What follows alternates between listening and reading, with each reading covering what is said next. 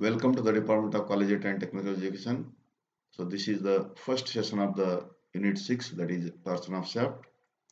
So far we have studied the 5 units of this subject, and this is the last unit of strength of materials, and this will have the 15 marks of weightage of mass for the in the annual examination, and will be having two questions, one a question of 5 marks and another question of 10 marks, that is on simple problems.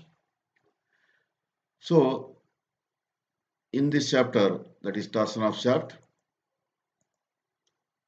so we are going to studying what is the shaft and what is the torsion and what are the assumptions made in the torsion of shaft to find the or to determine the maximum shear stress produced at the outermost layer of the shaft material, and followed by strength of what is the strength of a solid shaft and what is the strength of a hollow shaft, and then power transmitted by the shaft, and different terms like polar moment of inertia, section modulus, modulus of uh, rigidity, like that we are going to studying the different terms. So in the torsion of shaft, first we'll study what is the shaft. So in mechanical engineering,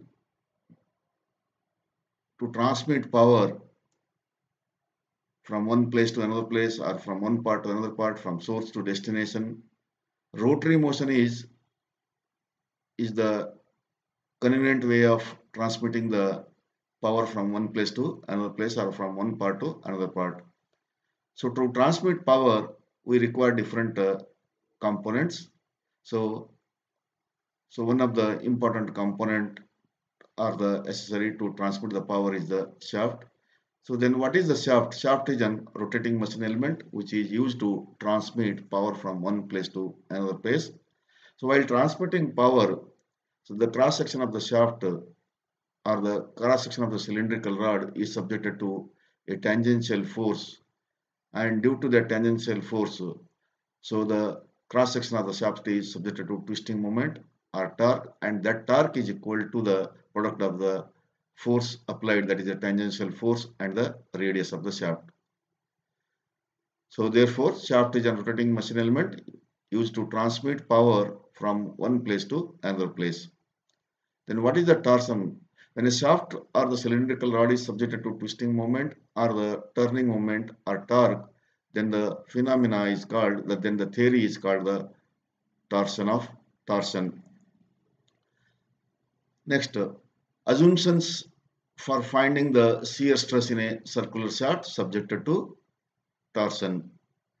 So here some of the assumptions are made to determine the shear stress or the maximum shear stress at the outermost layer of the shaft material.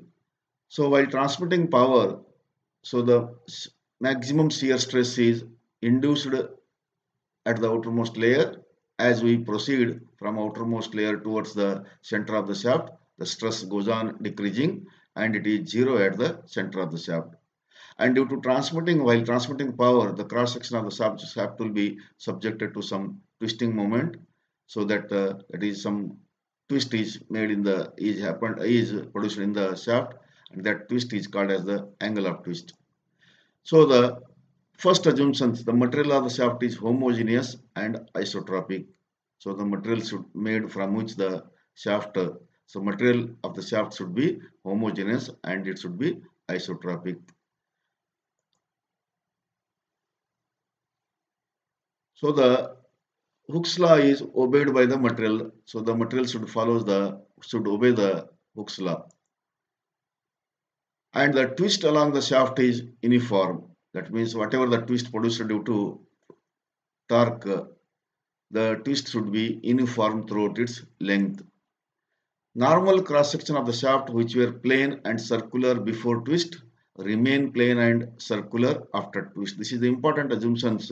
Whatever the normal cross section of the shaft are there, so they were plane and circular before twist. A small angular deformation produced, so that cannot be seen with our naked eyes, and therefore whatever the deformation, whatever the twist is produced in the shaft after that is a after the application of the torque. So whatever the twist is there, uh, that will not be appeared. That means we are going to assume that normal cross section of shaft which were plane and circular before twist and also remain plane and circular after twist. All diameters of the normal cross sectional which were straight before twist remain straight with their magnitude unchanged after twist. So whatever the magnitude of the shaft is there, so that is the normal cross section is there. So that will not be changed after twist also.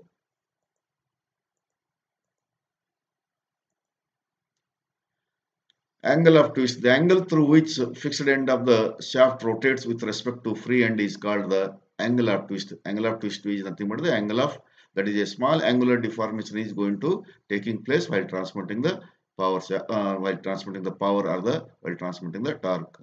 So that angular deformation will be uniform throughout its length. Then torsion equation. This is the important equation. No need to derive. So just we have to write the what is the torsion equation and what are the its notations. The torsion equation is given by T by J is equal to tau by R is equal to C theta by L, where T is the torque transmitted, that is in Newton meter, J is the polar moment of inertia. We will study later on what is the polar moment of inertia, and tau is the maximum shear stress produced at the outermost layer of the shaft material, and R is the radius of the shaft, C is the modulus of rigidity or rigidity modulus, and theta is the angle of twist, and L is the length of the shaft. And T is in Newton meter, J is the polar moment of inertia, that is in mm fourth, and tau is the shear stress, and that is measured in expression in terms of Newton per mm square. R is the radius of the shaft, that is expressed in mm. C is the modulus of rigidity, that is expressed in Newton per mm square. Theta is always in radians, and L is length of the shaft, that is in mm.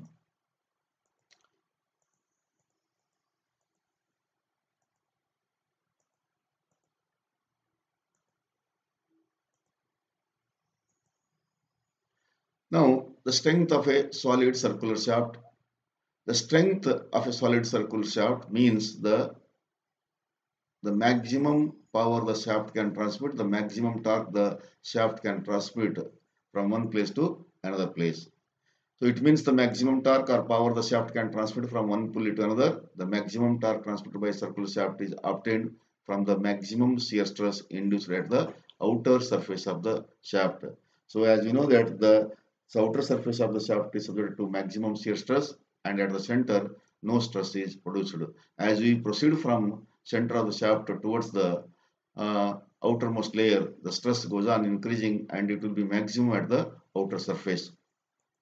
So we are going to deriving a small equation for the strength of a solid circular shaft, that is the torque transmitted by a solid circular shaft. Consider a shaft subjected to torque T. This is shown in figure. This is the cross section of the shaft and having radius R. Let tau is the maximum shear stress induced at the outer surface, and R is the radius of the shaft, and Q is the shear stress at a distance of or at a radius x from the center. Now we are going to considering a small elementary ring of thickness dx at a distance x from the center as shown in figure. Then the area of the ring dA is 2 pi x into dx, that is the perimeter into thickness. The perimeter of a circle of radius x is 2 pi x, and thickness is dx, therefore dA is equal to 2 pi x into dx. Then the shear stress at the radius x is, as the shear stress at the outermost layer is, that is at radius r is tau, and at radius x is q, then q is equal to tau by r into x. And the turning force on the elementary circular ring is, that is, we know that force is equal to stress into cross sectional area. So similarly, turning force is equal to shear stress on the ring into area of the ring. So as the shear stress on the ring is Q, that is equal to tau by R into X, and the area of the ring is 2 pi X into dx. Therefore tau Q into dA, and therefore substitute the value of Q and dA. So the Q is the shear stress induced at the element ring at a distance or at a radius x. Therefore tau by R into dx into 2 pi X dx. So this can be simplified to tau by R into 2 pi X square, 2 pi, sorry, uh, it is X. So therefore 2 pi X square into dx. So dt is equal to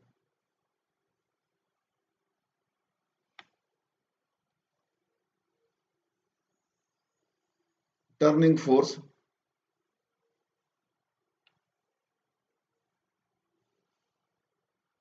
now the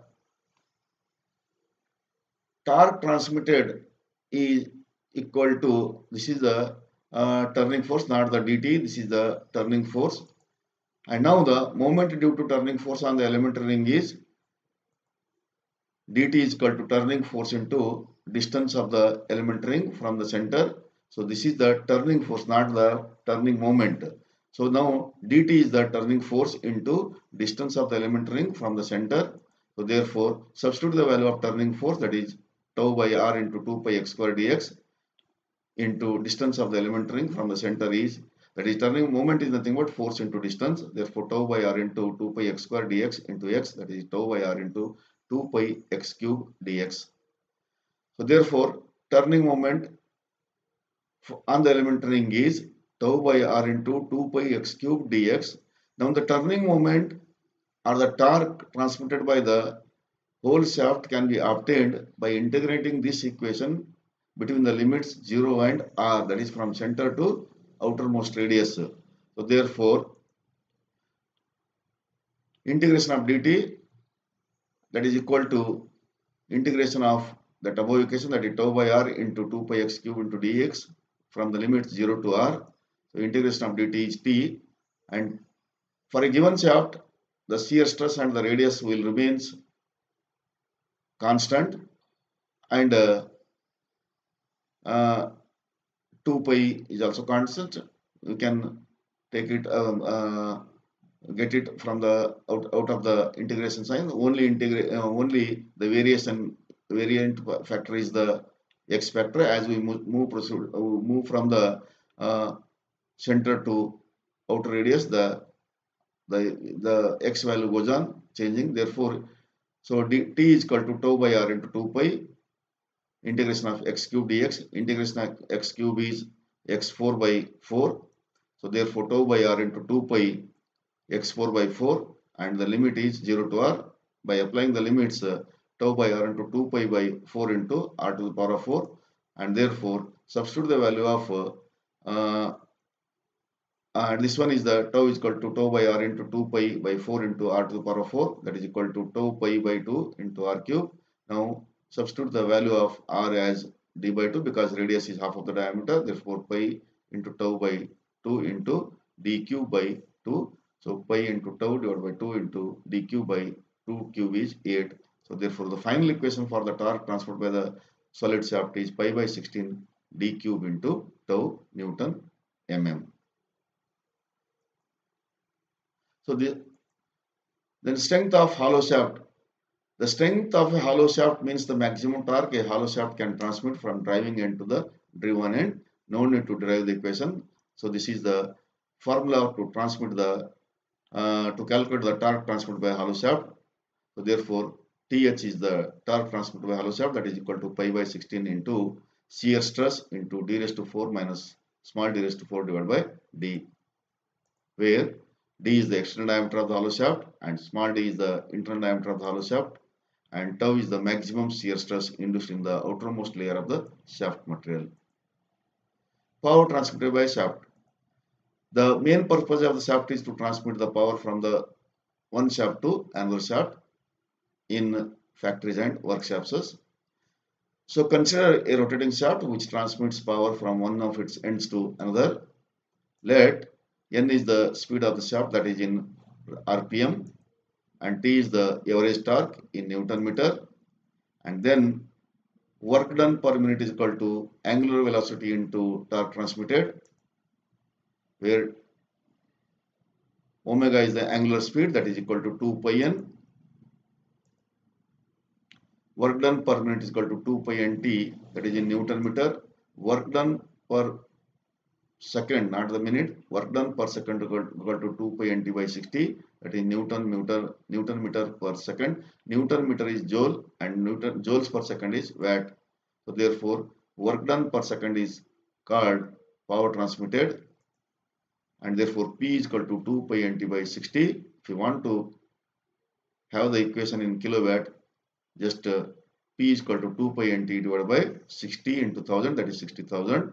Here in this equation, T is always the average torque or the mean torque.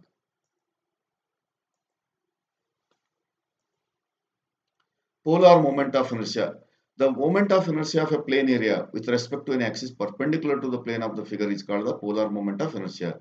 The moment of inertia of a plane area with respect to an axis perpendicular to the plane of the figure is called polar moment of inertia with respect to the point where the axis intersects the plane.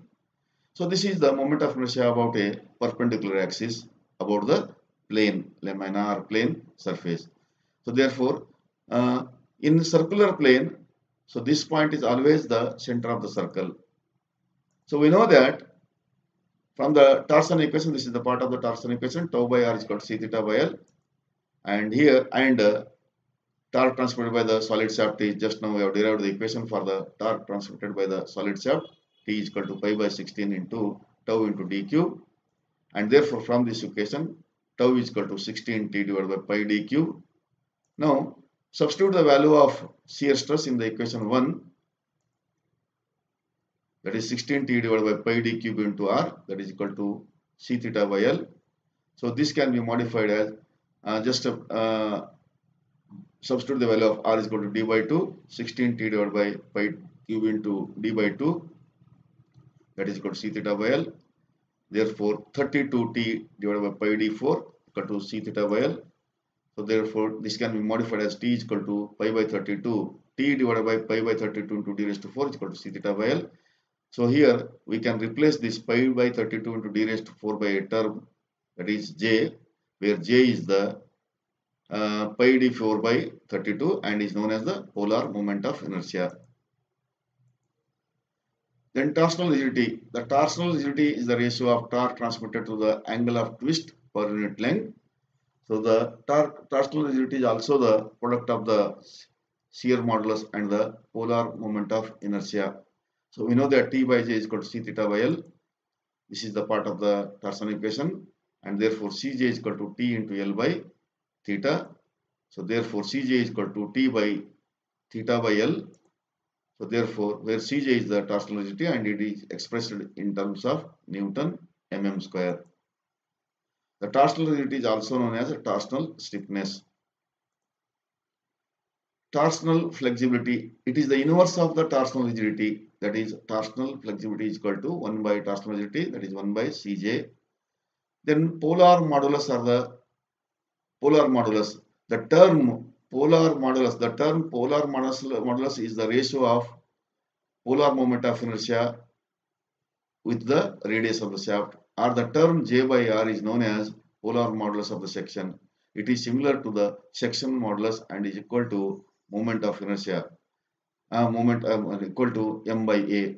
Therefore, polar modulus for solid shaft is equal to Jp as it is denoted by Jz, that is Zps. P stands for polar and S stands for solid. So therefore, Zps is the polar moment of inertia, polar modulus for the solid shaft, that is equal to polar moment of inertia by the solid shaft by radius of the shaft.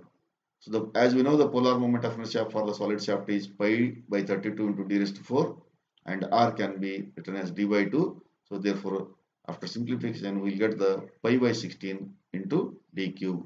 So therefore, polar modulus for the solid shaft is pi by 16 d cube. And polar modulus for hollow shaft, ZPH is equal to JH divided by R. So as you know that polar moment of inertia for the hollow shaft is pi by 32 into d raised to 4th minus small d raised to 4 divided by d2. So therefore polar modulus for the hollow shaft is pi by 16d into d raised to 4th minus small d raised to 4th. Or you can modify this one as pi by 16. If we can take d raised to 4 outside the bracket, and it can be modified as 1 minus k by k to the power of 4 pi by 16 into d cube into 1 minus k to the power of 4, where k is the diameter ratio, that is capital D by, sorry, this is small d by capital D. This is small d by capital D. So some MCQs are there, multiple choice questions. When a shaft is subjected to torsion, the shear stress induced in the shaft varies from, and the options are minimum at the center to the maximum at the circumference, maximum at the center to the minimum at the circumference, 0 at the center to the maximum at the center circumference, and maximum at the center to the 0 at the center. As you know that shear stress is 0 at the center and maximum at the circumference. Therefore, the answer is C. Then the torsional rigidity of a shaft is expressed by the torque required to produce the angle of produce a twist of 1 radian per unit length of the shaft. It is true. Answer is A. For a shaft, the shear stress at a point is dash the distance from the axis of the shaft, equal to or directly proportional to or inversely proportional to. So the answer is directly proportional to. So the polar moment of inertia of a solid circular shaft is, so the options are pi dq by 16, pi by 32 into d cube, and pi by 32 into d raised to 4, and pi by 64 into d raised to 4. The correct answer is pi by 32 into d raised to 4. The polar moment of inertia of hollow shaft of outer diameter d and internal diameter d small d is pi by 16 into d raised d cube minus small d cube, pi by 16 into d raised to 4 minus small d raised to 4, pi by 32 into d raised to 4 minus small d raised to 4, pi by 64 into d raised to 4 minus small d raised to 4, and the correct answer is pi by 32 into d raised to 4 minus small d raised to 4. So therefore answer is C. So this is the end of the session 1.